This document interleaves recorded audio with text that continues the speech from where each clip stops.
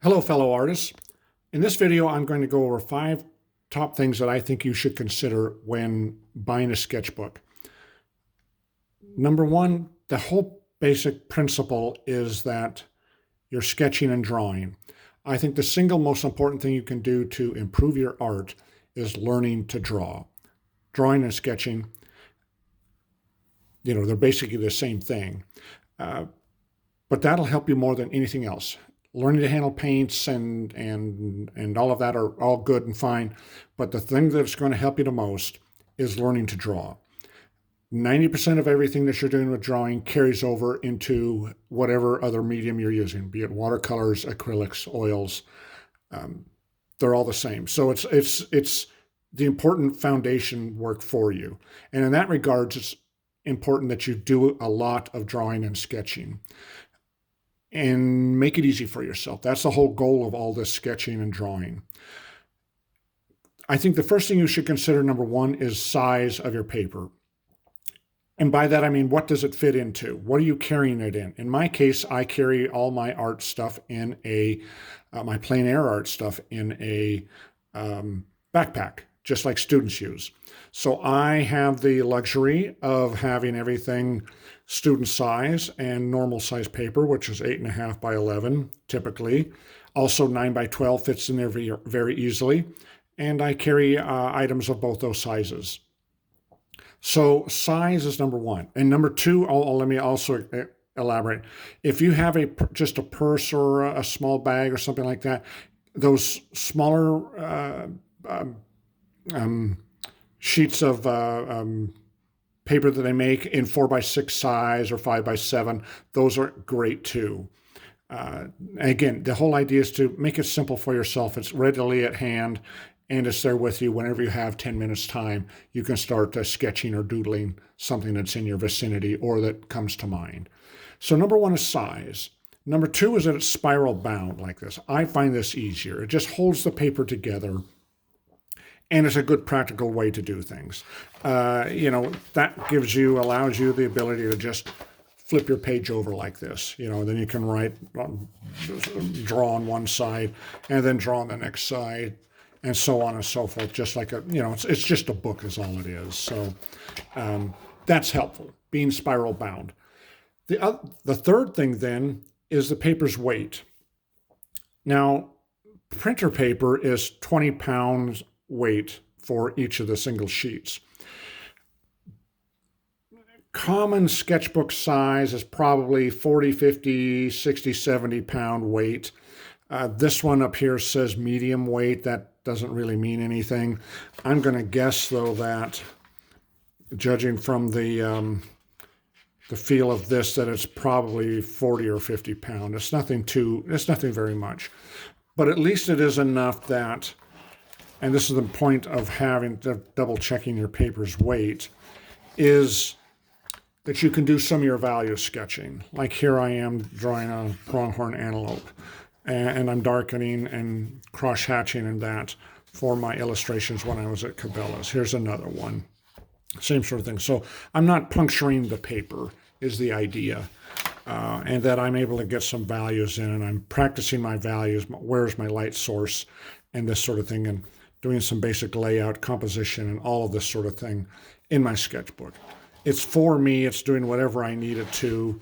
You can see some of the older stuff, very simple. It's whatever I want, and that would be the same for you. Here I am trying to get the face, and that's not very good. But like with everything, you get better with practice. So that's the paper's weight. And the next thing is the type of paper. This paper is just like normal printing paper, because I do not put any water product on it or anything.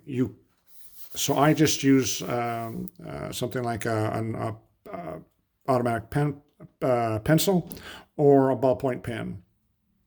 And that's all I do. Now, you could, if you wanted to, have a watercolor journal, and I've done this too, where you bring in and do your sketching right on a watercolor journal. And that's what I do for my children's books, and that's Brumbies and Big Adventures, the next children's book that I'm working on, where I do all my preliminary. There's my sample cover page, and I do my basic layouts, and I have my sketches for each page as we go along, and I get a chance to sketch out the picture, get my proportions and scale right, and then I can put it on, since it's on watercolor paper, put some ink right on it, or put some ink or watercolors right on it. And I find that very helpful. You can see, as I did with the cover here. So that's something else to consider. That's the paper's weight. And that's, then there also is the mixed media weights too. Watercolor paper should ideally have it, the good paper is made of 100% cotton. The cheaper materials are made of probably 25% cotton, maybe, and the rest probably wood pulp items. Mixed media is of that same sort of nature. It has much lower cotton, if any at all. And those are fine too. It's whatever you're using. So if you're using marker pens, the mixed media is probably fine. I have found that the mixed media products do not really work well with any sort of pen or watercolor type pen. The paper just deteriorates. It's better to either just go up to a watercolor type paper, as opposed to this, which is just literally pen and paper, regular pen and paper type of paper. So that's the type of paper. And finally, price. I could have mentioned this in the other one where I talk about a watercolor journal, but I am a big advocate for keeping things as simple as possible. The second something gets labeled an art supply, they triple the price. And I think a lot of that's unnecessary. The only things that you really need to pay attention to are your papers and your paints. That's where your actual work is done.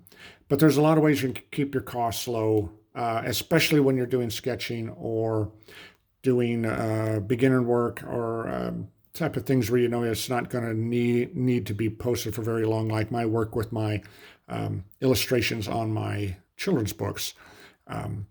I use a cheaper quality paper.